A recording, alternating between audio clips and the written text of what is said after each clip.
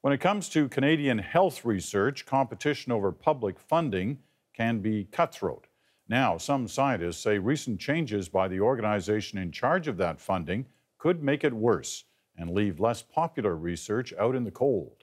Medical sciences correspondent Kelly Crow explains.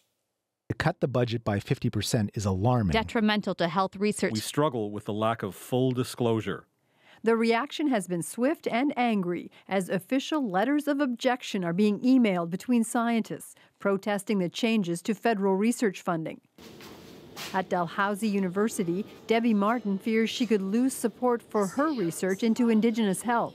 We're doing research that's, looking at housing issues in the north. We're looking at tuberculosis. We're looking at food security, people eating out of dumps. Other scientists share her concerns. I am angry, yeah. Fred Ween has had a long career researching Aboriginal health in Canada. Certainly I'm pushing back. If we don't speak up and do something about it, then it's almost game over for this field. Right now, most of Canada's health scientists are funded through the Canadian Institutes of Health Research, the CIHR, partly through 13 specialized agencies that target Aboriginal health, child health, and other aspects of medical science. But now the funding to those bodies will be cut in half.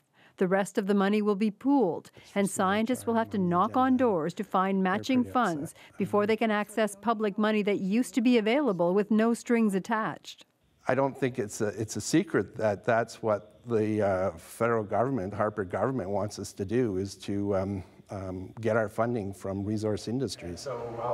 At Thompson Rivers University, Professor Rod McCormick says Indigenous scientists won't be comfortable joining forces with industry. Many of these resource industries are the cause of many of our health problems, so to get funding from them would be problematic. And there are concerns about other areas of research, such as child health. We think that it threatens the viability of health research for children in this country.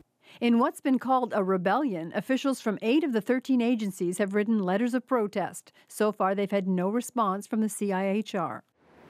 The CIHR has not responded to our request for an interview about the changes, which come on the heels of a major overhaul of its primary funding process.